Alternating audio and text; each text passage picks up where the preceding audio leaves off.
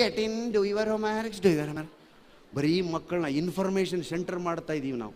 ಅವಕ್ಕೆ ಇನ್ಫಾರ್ಮೇಷನ್ ಗೊತ್ತು, common sense ಇಲ್ಲ. ನಾನು ಯಾವಾಗಲೂ ಹೇಳ್ತಿರ್ತೀನಿ, ಮಕ್ಕಳಿಗೆ ಏನು ಹೇಳ್ತೇವೆ, ಎಷ್ಟು ನಕ್ಷತ್ರಗಳಿದೆ ಹೇಳ್ತಾರೆ, ಕಾಮನ್ ಸೆನ್ಸ್ ಇಲ್ಲ. ಎಲ್ಲ ಸ್ಕೂಲ್ ಮಕ್ಕಳನ್ನ ಕರ್ಕೊಂಡು ನಮ್ಮ ಟೀಚರ್ ಒಂದು ಸಾರಿ ವನವಿಹಾರಕ್ಕೆ ಹೋಗಿದ್ವಿ ನಾವು. ಕಾಡಲ್ಲೇ ಊಟ ಮಾಡ್ಕೊಂಡು ಮಲಗೋದು. ಎಲ್ಲರಿಗೂ ಒಂದೊಂದು ಟೆಂಟ್ ಹಾಕಿದ್ರು ಮೇಷ್ಟ್ರು, ಎಲ್ಲ ಟೆಂಟ್ ಹಾಕೊಂಡು ಮಲಗಿದ್ವಿ ರಾತ್ರಿ. ಒಂದು ಹೊತ್ತಿನಲ್ಲಿ ಸೈನ್ಸ್ ಮೇಷ್ಟ್ರು ಎಬ್ಸಿದ್ರು ಸರ್. ರ್ಯಾಂಕ್ ಸ್ಟೂಡೆಂಟ್ ಅವ್ನು ರಾಮು ಅಂತ. ರಾಮು ಹೇಳೋ, ನಿನ್ಗೇನು ಅನಿಸುತ್ತೆ ನೋಡು ಅಂದರು. Oh sorry, plenty of planets sir. Oh how many stars sir. ನೋಡಿ ಸರ್ ಎಷ್ಟು ನಕ್ಷತ್ರಗಳು, ಲೆಕ್ಕ ಸಿಗಲ್ಲ ಸರ್ ನಕ್ಷತ್ರಗಳು. ಅದು ಅಂಥ ನಕ್ಷತ್ರ ಸರ್, ಇದು ಇಂಥ ನಕ್ಷತ್ರ ಸರ್. ಏನು ಹೇಳ್ದ? ಶಬಾಷ್ ಶಬಾಷ್ ಅಂದ ಮೇಷ್ಟ್ರು. ನಿಮ್ಮ ಮಲಕ್ಕೊಂದು ಸಿದ್ಲಿಂಗನ್ನೇ ಎಬ್ಸಿದ್ರು. ಸಿದ್ಲಿಂಗ ನೀ ಹೇಳು. ಅವನಂದ ನೋಡಿ ಸರ್, ನಮ್ಮ ಟೆಂಟ್ ಯಾರೋ ಕದ್ಕೊಂಡು ಹೋಗಿದ್ದಾರೆ. ಅರ್ಥ ಆಯ್ತಾ? ರ್ಯಾಂಕ್ ಸ್ಟೂಡೆಂಟು ಸ್ಟಾರ್ಗಳು ನೋಡೋದಕ್ಕೆ ಹತ್ತಿದ. ನಾವು ಮಲಗುವಾಗ ಟೆಂಟಲ್ಲಿ ಮಲಗಿದ್ದೀವಿ ಸರ್, ನಕ್ಷತ್ರ ಕಾಣ್ತೆ ಅಂದರೆ ನಮ್ಮ ಟೆಂಟ್ ಹೋಗಿದೆ ಅಂತ ಸಿದ್ಲಿಂಗ ಊಹಿಸಿದ. ಇವೊಂದು ಕಾಮನ್ ಸೆನ್ಸು, ಅದು ನಾಲೆಡ್ಜು. ಹೌದಾ ಸ್ನೇಹಿತರೆ? ಎಷ್ಟು ಅದ್ಭುತವಾಗಿದೆ. ಹಾಸ್ಯದ ಮೂಲಕ ಮಕ್ಕಳಿಗೆ ಹೇಳೋದಕ್ಕೆ ಇದನ್ನು ತುಂಬ ಚೆನ್ನಾಗಿ ಬಳಸ್ಬೇಕು ನೀವು. ಆದರೆ ನಾವು ಮಕ್ಕಳಿಗೆ ಬರೀ ಜಂಕ್ ಫುಡ್ ಕೊಡೋದು, ಬೇಕ್ರಿ ಐಟಮ್ಸ್ ತಿನ್ನಿಸೋದು, ಸ್ಟಡಿ ಮಾಡು, ಓದು, ರ್ಯಾಂಕು. ಎಷ್ಟು ಬೇಗ ಮಕ್ಕಳಿಗೆ ಹೊಟ್ಟೆ ಬರುತ್ತೆ ನೋಡಿದರೆ ನೀವು. ನಮಗಂತೂ ಕಾಮನ್ ಬಿಡಿ. ನಿಮ್ಮ ಹಾರ್ಟು ತೊಂದರೆಯಲ್ಲಿ ಇದೆ ಅಂತ ತಿಳ್ಕೋಬೇಕಾದ್ರೆ ನಿಮ್ಮ ಹೊಟ್ಟೆ ನೀವು ನೋಡ್ಕೊಳ್ಳಿ. ಹೇಗಿರ್ಬೇಕು ಹೊಟ್ಟೆ ಅಂದರೆ, ಕಾಂಗ್ರೆಸ್ ಹಸ್ತ ಕೈ ಇದು ಹೌದಾ, ಇದನ್ನು ಇಲ್ಲಿಂದ ಜುಯ್ ಅನ್ನಿಸ್ಬೇಕು, ಕೆಳಗಡೆ ಜುಯ್ ಅನ್ಬೇಕದು. ಎಲ್ಲೂ ಹಂಪು ಬರಬಾರ್ದು ಮಧ್ಯೆ. ಹೈವೇ ಪೂನಾ ಬೆಂಗಳೂರು ಹೈವೇ ಆಗಬೇಕು ಗುಯ್ ಅಂತ. ಇಲ್ಲಿವರೆಗೂ ಬಂದು ಇಲ್ಲಿ ಬೌ ಅಂದರೆ ನಿಮ್ಮ ಹಾರ್ಟ್ ತೊಂದರೆಯಲ್ಲಿ ಸಿಕ್ಕಾಕೊಂಡಿದೆ. ಜೋಶಿ ನೋಡಬೇಡಿ. ಹಾಂ ನೋಡಿ, ಕೈ ಆಡಿಸ್ಕೊಳ್ಳಿ ಜೋಶಿ. ಏಯ್ ಹೊಟ್ಟೆ ಕರೆಕ್ಟ್ ಬಿಡ್ಬೇಕು, ಒಳಗಡೆ ಹೇಳ್ಕತಾನ್ರಿ. ಹಂಗೆ ರಾಮದೇವ್ ಆಗಬಾರ್ದು ಇಲ್ಲಿ. ನೋಡಿ, ಈ ಬಂತು ಅಂದರೆ ನೀವೇ ಡಾಕ್ಟ್ರು, ನೀವೇ ಕಾರ್ಡಿಯಾಲಜಿಸ್ಟ್ ಅನ್ಕೊಳ್ಳಿ, ಇಷ್ಟೇ ಸಾಕಂತೆ. ಈಗ ಅನ್ಕೊಂಡಾಗ ಈಗ ಬಂತು ಅಂದರೆ ಹೊಟ್ಟೆನ ಒಳಗೆ ಎಳ್ಕೊಂಡಷ್ಟು ನಿಮ್ಮ ಹಾರ್ಟ್ ಸುಸ್ಥಿತಿಯಲ್ಲಿ ಇಲ್ಲೇ ನೋಡ್ಕೊತಿದ್ದಾರೆ ಕೆಲವರು. ಯಪ್ಪ ಬೇಡ, ಈಗ ಬೇಡ, ಎದ್ದು ನಿಂತು. ಕೆಲವರಂತೂ ಈಗ ಮಾಡ್ತಿದ್ದಾರೆ ರೀ ಪಾಪ. ಅಯ್ಯೋ ಬೇಡ ಕಣ್ರಿ, ದಯವಿಟ್ಟು ಬೇಡ, ಕೂತ್ಕೊಳ್ಳಿ, ಮನೆಗೆ ಹೋದ್ಮೇಲೆ ಮಾಡಿ. ನೋಡಿ ಎಷ್ಟು ಸುಲಭ ತಂತ್ರಗಳಿದೆ. ಕೈ ಹಿಂಗೆ ಬಂತು, ಇದನ್ನು ಒಳಗಡೆ ಮಾಡಿಕೊಂಡ್ರೆ ನೀವು ಕಾರ್ಡಿಯಾಲಜಿಸ್ಟ್ ಹತ್ರ ಹೋಗೋದೇ ಬೇಡ. ಇದು ಹೀಗೆ ಬಂದು ಟಿಂಗ್ ಅಂತ. ನನಗೆ ಈ ಸಂದರ್ಭದಲ್ಲಿ ನನ್ನ ಸ್ಫೂರ್ತಿದಾತರಾಗಿರ್ತಕ್ಕಂಥ ರಾಜ್ಕುಮಾರ್ ಜ್ಞಾಪಕ ಬರ್ತಾರೆ. ಪುನೀತ್ ರಾಜ್ಕುಮಾರ್ ಒಂದು ಸ್ಟೇಟ್ಮೆಂಟ್ ಕೊಟ್ಟಿರ್ತಾರೆ ತಮ್ಮ ತಂದೆ ಬಗ್ಗೆ. ಏನು ಅಂದರೆ, ನಮ್ಮ ತಂದೆ 56ನೇ ಇಸ್ವಿಲಿ ಚಿತ್ರರಂಗ ಪ್ರವೇಶ ಮಾಡಿದಾಗ ಅವರ ಎದೆ, ಸೊಂಟದ ಸುತ್ತಳತೆ, ಹೊಟ್ಟೆ ಸುತ್ತಳತೆ ಎಷ್ಟಿತ್ತೋ ಅವರು ತೀರಿಕೊಂಡಾಗಲೂ ಅಷ್ಟೇ ಇತ್ತು ಅಂತ ಹೇಳಿದ್ರು. ಇವತ್ತು ನಮ್ಮ ಹೊಟ್ಟೆಗಳನ್ನ ನೋಡಿದರೆ ಯಾರು ಗರ್ಭ ಧರಿಸಿದಾರೋ ಗೊತ್ತಾಗಲ್ಲ. ಇಷ್ಟು ಸರಳ ಸೂತ್ರಗಳು. ಇನ್ನು ನೀವಂತೂ ಹೆಣ್ಮಕ್ಳಮ್ಮ, ಏನು ಅಡ್ವರ್ಟೈಸ್ಮೆಂಟ್ ನೋಡ್ತೀರಾ? ಮುಖದ ಸೌಂದರ್ಯಕ್ಕೆ ಬಳಸಿ fair and lovely, men women ಎರಡೂ ಒಂದೇ. ಹೆಸರು ಮಾತ್ರ ಮೆನ್ ಆ್ಯಂಡ್ ವುಮೆನ್, ಎರಡೂ ಒಂದೇ. ಮುಖದ ಸೌಂದರ್ಯಕ್ಕೆ ಯಾವ ಸೌಂದರ್ಯ ಸಾಧನಗಳು ಹೊರಗಿನಿಂದ ಹಚ್ಚಿದರೆ ನೀವು ಸುಂದರಿಯರಾಗಲ್ಲ. ಒಳಗೆ ತಗೊಳ್ಳೋ ಆಹಾರ ನಿಮ್ಮ ಮುಖಕ್ಕೆ ತೇಜಸ್ಸು ಕೊಡ್ತದೆ. 4 ಲೀಟರ್ ನೀರನ್ನು ಮಿನಿಮಮ್ ಕುಡಿಬೇಕು ಒಂದು ದಿವಸಕ್ಕೆ. ಅದು ಚಳಿಗಾಲ ಇರಲಿ ಮಳೆಗಾಲ ಇರಲಿ. ಯಾರು ಕುಡಿತೀರಾ 4 ಲೀಟರ್ ಕೈ? ಎಲ್ಲರೂ ಎತ್ತಾರೆ. ಕುಡಿಯಲ್ಲ. ನೀವು ಬೆಂಗಳೂರು ಜನ ನಾನು ನೋಡಿದ್ದೀನಿ, ನೀರು ಭಾಳ ಕಡಿಮೆ ಕುಡಿತೀರಾ, ನೀವು ಸ್ವಲ್ಪ ಕುಡಿತೀರಾ.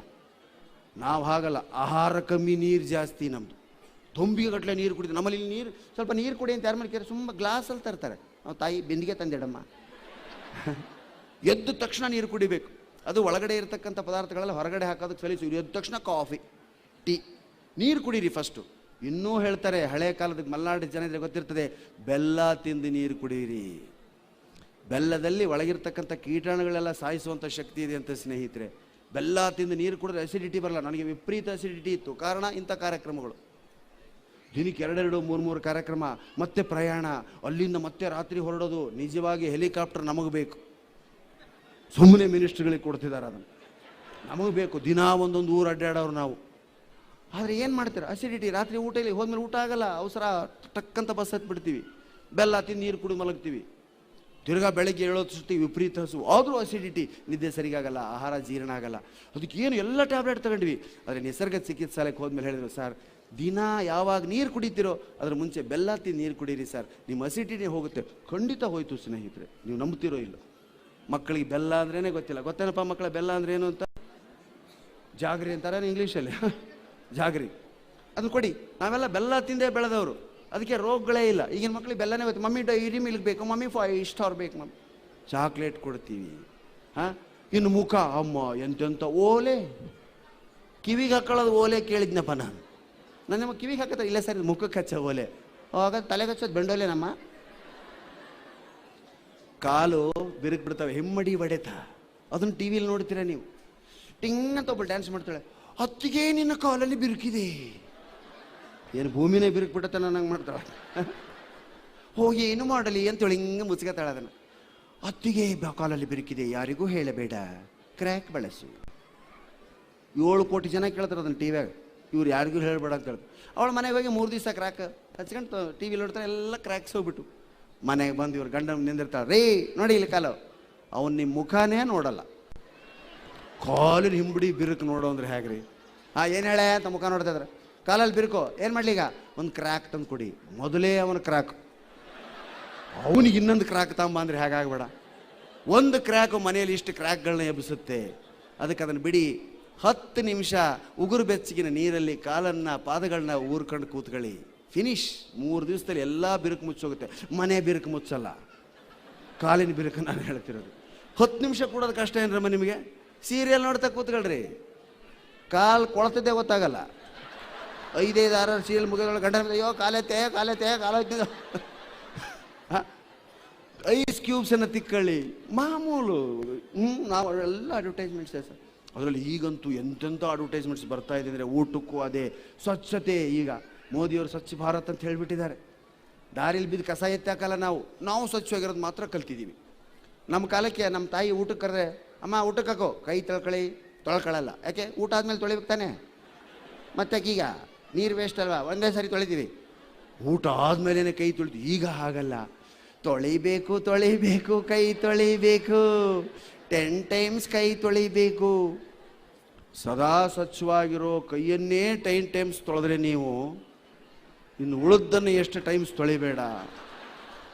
ಹೌದಾ?